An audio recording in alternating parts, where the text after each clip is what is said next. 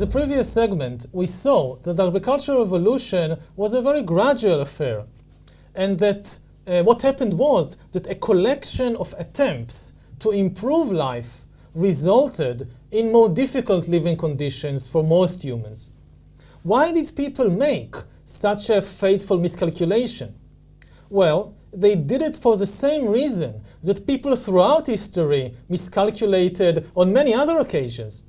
People were simply unable to foresee the full consequences of their decisions.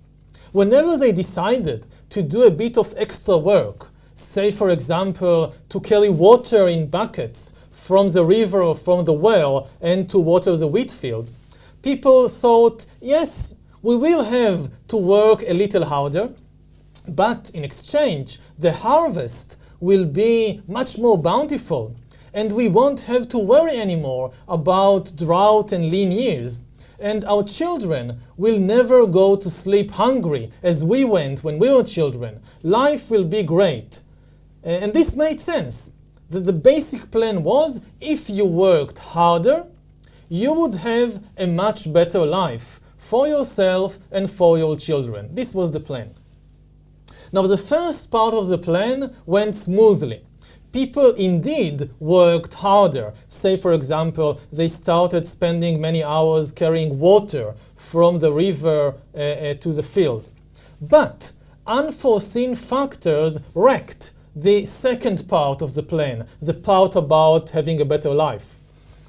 People simply did not foresee that the number of children would increase with time, and therefore that yes, they will have more bountiful harvest, they will have more wheat, but this more wheat will have to be divided between more children, so each child would not receive a bigger portion than previously. Another thing that the early farmers did not understand, did not foresee, is that feeding children with more porridge and gruel instead of mother's milk would weaken their bodies and their immune system, and that permanent settlements like villages are hotbed for infectious diseases, and therefore that their children would actually die in larger and larger numbers from these diseases. Another thing that early farmers did not foresee is that by increasing their dependence on a single source of food, like wheat, they were actually exposing themselves even more than before to the dangers of drought. Yes, if there is a good year, we'll have bountiful harvests. But if there is a bad year, then many of us will die of hunger. And one more thing that the farmers did not foresee is that even in good years, when they'll have granaries bulging full of grain, these granaries would tempt thieves and enemies to come and conquer the village and steal all these grains, all this food. And therefore, that even in good years, they will have to start building walls, and they will have to start doing guard duties, and they will have to start fighting all kinds of wars, which previously they did not have to do.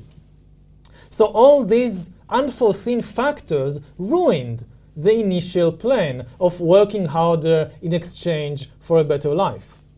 How come then, when the plan backfired and did not fulfill the expectation, why did people not simply abandon it and went back to the previous way of life? Well, one reason that they did not abandon this plan is that it took generations to realize that things are not working as they hoped, and by then nobody really remembered that they had ever lived in a different way. At most, people sometimes could remember and tell their children, when I was young, or at the time of my grandfather told me that at their time there was far less wheat, that the fields were far less bountiful, and I don't know how they managed to feed all the village with such a small harvest. So this is what people remembered, that yes, a generation or two earlier we had far less food.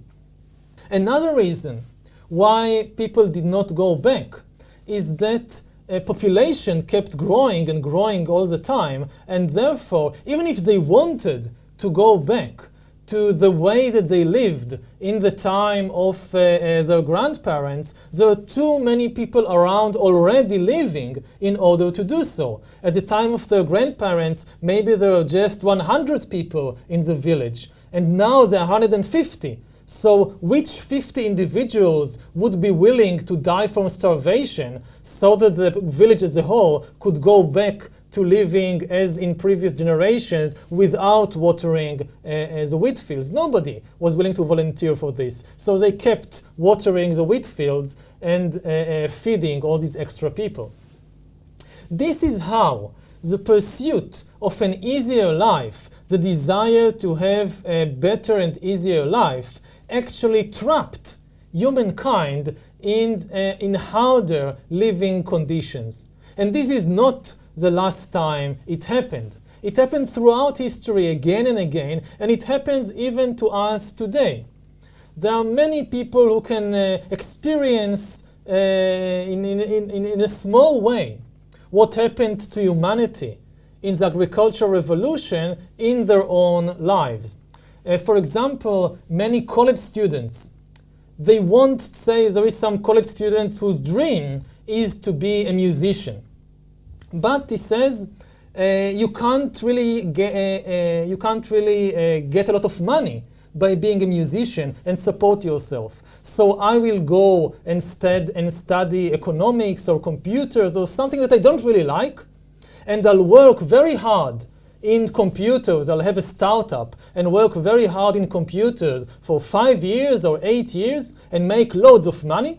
And then when I'm 30, I will retire with all that money that I did from working in computers, and then I could live as I really want to live and be a musician, even if nobody will pay me for it, because I'll have all the money from working in computers. But the same thing happens to that college students that happened to our ancestors in the agricultural revolution. Many college students have this fantasy.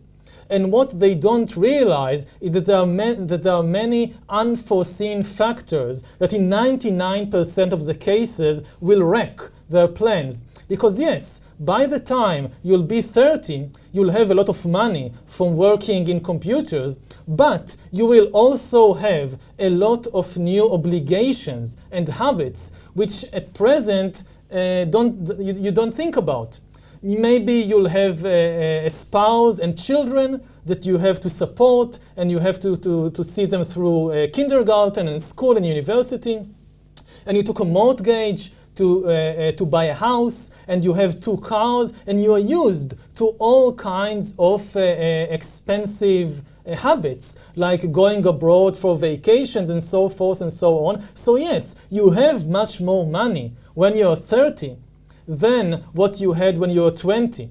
But you also have many more obligations, and most people when they are 30, they don't say, okay, now I stop all this, I forget about the children and the house and the mortgage, I'll go be a musician with all the money that I gained. No, they keep slaving away, working in computers or in the bank or something, because they can't go back and they can't realize the dream that they had. But even when the dream doesn't come true, they are stuck with their new obligations. And this is exactly what happened to our peasant ancestors 10,000 years ago or so. It is actually one of the few iron laws of history. The history has few laws which are always true. But one of the laws which is mostly true is that luxuries tend to become necessities. Once people get used to a certain habit, to a certain condition, to a certain luxury, they begin to count on it and to take it for granted, and eventually they reach the position when they can't live without it. So even something that was not essential at first will tend with time to become essential, and you can't go back. Let's take another familiar example from our own days, from our own time, to understand how it happens. Over the last few decades, we humans have invented countless devices in order to save time and to have a more efficient life. And these devices are supposed to make our life more relaxed because they save us a lot of time. These devices, for example, like washing machines and vacuum cleaners and dishwashers and telephones and mobile phones and computers and emails, mostly we think that they make our life easy because they save us a lot of time and trouble. For example, take emails. Previously, when I wanted to send a letter, to write a letter to somebody, say, in another continent or another city, it took a lot of work to write the letter and then to buy an envelope and a stamp and to put the letter in the envelope and put the stamp on the envelope and to write the address on the envelope and then take it to the mailbox or to the post office and pay for it. And then it took days and weeks and sometimes even months until the letter reached its destination and until I got a reply to my suggestion or my questions. Nowadays, I can do all that within a matter of seconds or minutes. I can write an email, send it halfway around the globe, and receive the reply within a minute or 10 minutes or a day. If I don't receive a reply within a day or two, I think that something is the matter, or that the other person doesn't want to answer me. So email save us an awful lot of trouble and an awful lot of time. But ask yourself, do we actually live a more relaxed life thanks to the invention of emails? The answer that most people give when they start thinking about it is no, obviously not. Yes, it's much more easy and comfortable to write an email to somebody in the United States from Israel, from where I live, than to write and send a letter. But precisely because of that, today I write and I receive dozens of emails each day, and everybody expects me to reply to their emails immediately, or at least within a day or two. If I don't reply within a week, then they get upset, they get angry. So whereas, say, 50 years ago, I had to deal with maybe one letter, two letters a week, today I spend more and more time reading and answering dozens of emails that reach my email box every day. So yes, emails are much more easy than letters, but the life of people who use emails is not more easy and more relaxed than the life of people who used only letters. Here and there are people who refuse to open an email account. They don't want to get into the rat race of the email account. And there is nothing new about that. If you went back thousands of years ago to the time of the agricultural revolution, you would have found that not all human bands made this transition from hunting and gathering to agriculture. There were bands who did not want to give up their lives and to start growing wheat and potatoes and rice and so forth. But the thing is that the agricultural revolution, in order to happen, did not require that every band in a given region join in and start cultivating wheat or rice or potato. It required only one band in a region to do so. Once one band settled down and started to till fields and to harvest wheat, whether it was in the Middle East or in Central America, agriculture in that part of the world was irresistible. Because farming created the conditions for swift demographic growth, for a population explosion. And therefore, numbers of farmers multiplied far more quickly than the number of foragers. And when it came to a conflict, farmers could almost always win simply by the force of numbers.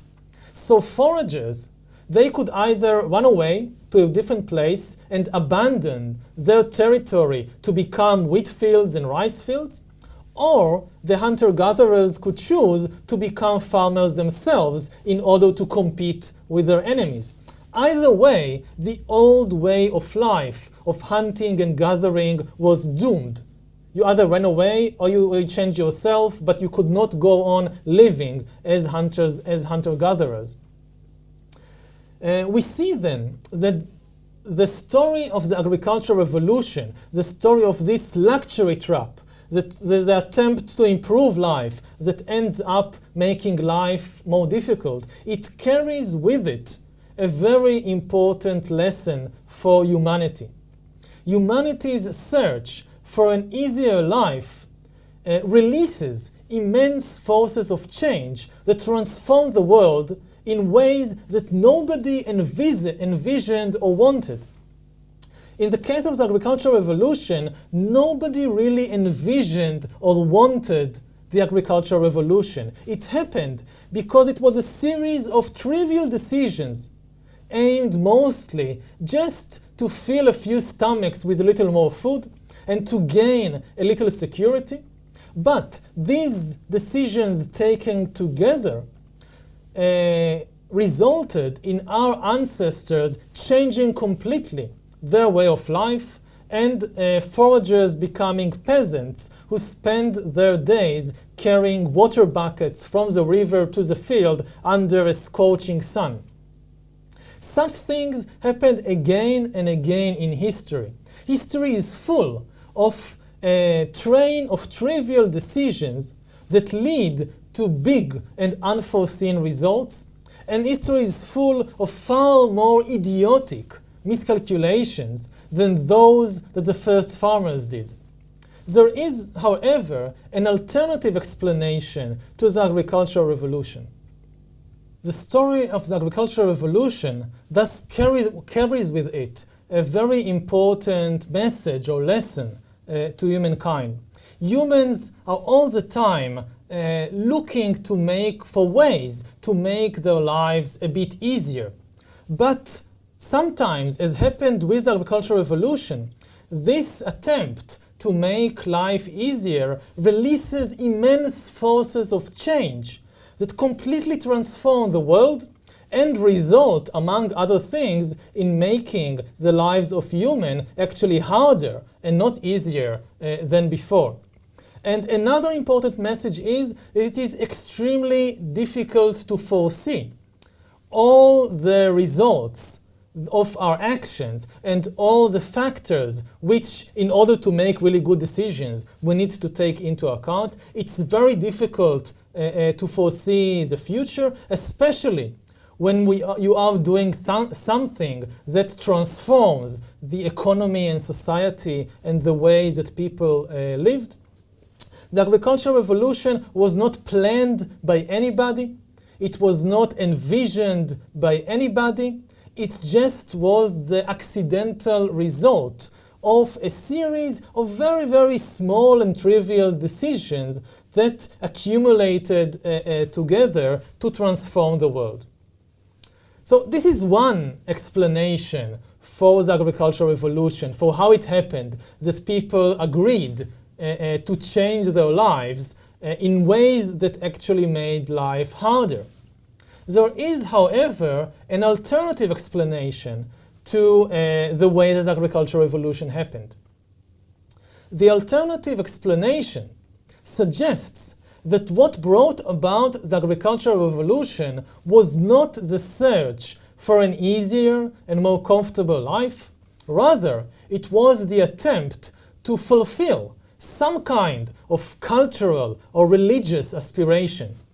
Maybe people 12,000 years ago were fully aware of the sacrifices that agriculture demanded, and they were consciously willing to make these sacrifices for the sake of some great ideal. Now, it's difficult to tell what were the cultural ideals and the religious beliefs of people at the time of the agricultural revolution. However, archaeologists did discover one truly amazing site, which gives credence to this explanation and which sheds interesting light on the way that the transition to agriculture happened.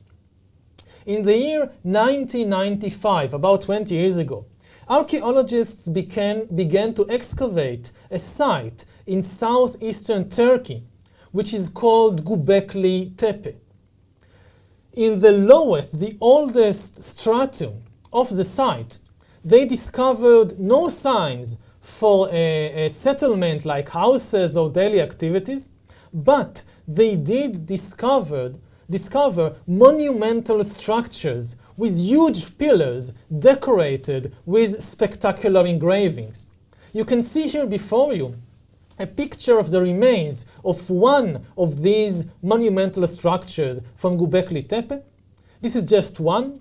Altogether, archaeologists have uncovered about 10 such structures, the largest of which is nearly 30 meters across, and there might be others around which we still haven't discovered yet. And here you can also see one of the many decorated stone pillars that supported these huge structures.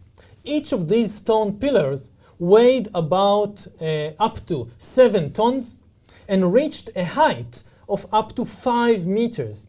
And the pillars, as you can see, they were covered with beautiful engravings of all kinds of animals and mythical creatures. Now, archaeologists are familiar with such monumental structures from various sites around the world. The best known of them, the best known example is Stonehenge from Britain. Yet, as scholars began to study the monumental structures at Göbekli Tepe, they discovered an amazing fact. Stonehenge dates to about 2500 BC, and Stonehenge was built by a developed agricultural society of peasants and herders.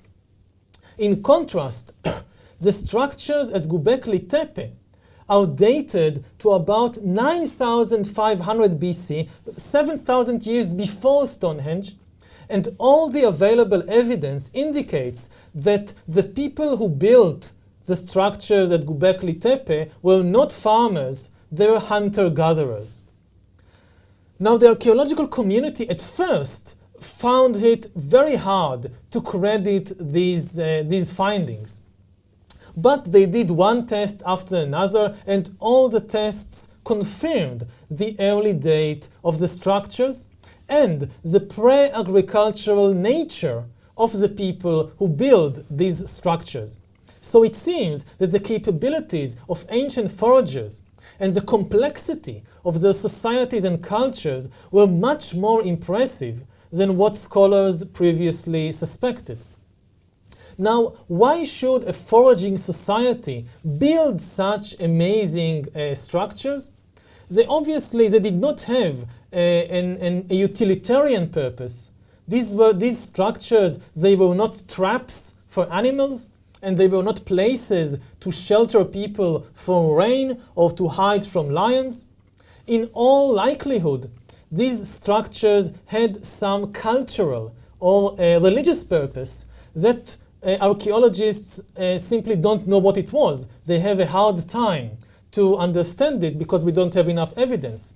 However, whatever the cultural purpose of the structures was, foragers believed in this cultural purpose or religious purpose enough in order to invest a huge amount of time and effort building Göbekli Tepe. The only way to build Göbekli Tepe was for thousands of foragers belonging to different bands, perhaps even different tribes, to cooperate together over a long time, over years and decades, and only a very sophisticated religious or ideological system could sustain and motivate such efforts.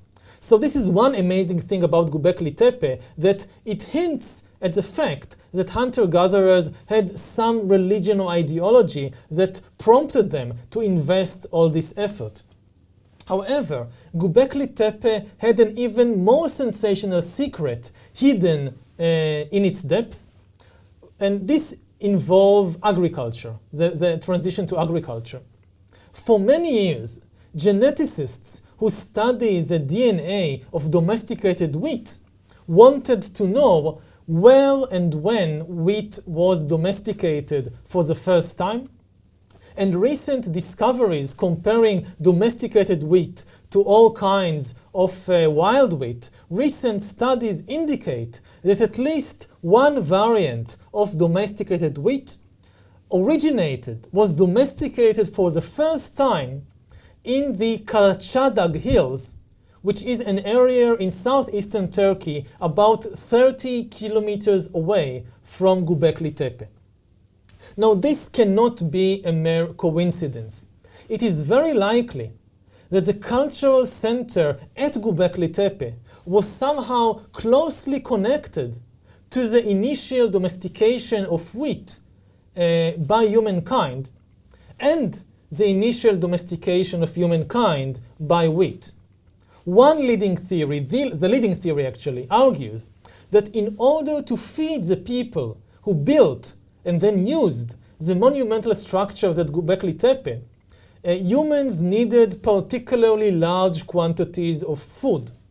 Now, it may well be that foragers in southeastern Turkey about 9,500 BC switched for the first time from gathering wild wheat to intense cultivation of domesticated wheat, not in order to make their lives easier, not in order to increase the normal supply of food, but in order to support the building and the maintaining of this cultural center, of this temple perhaps. In the conventional picture, usually when we think about it, we think that villages come before temples, that pioneers first build a village, and then, when the village is prosperous enough, they set up a temple. But Göbekli Tepe suggests that at least in some cases, the temple was built before, it was built first, and a village or villages only later grew around it. And that the initial reason for agriculture was for some mysterious religious or cultural purpose, not for an economic purpose. Now, we don't know that for sure because, again, for the lack of evidence. Archaeologists are still, even today, continuing the excavation of Göbekli Tepe, and hopefully we will have a much better picture of what happened there and of the people who built it in the next few years. Now, even if we do gain a better understanding of what happened at Göbekli Tepe, and even if it turns out that indeed the agricultural revolution in that part of the world was driven forward by religious and cultural reasons, this obviously cannot explain the agricultural revolution in America or in China, which happened in complete independence of events in the Middle East. However, it will prove that the switch from hunting and gathering to agriculture could have occurred, at least in some areas, due to cultural reasons, not due to economic and demographic pressures.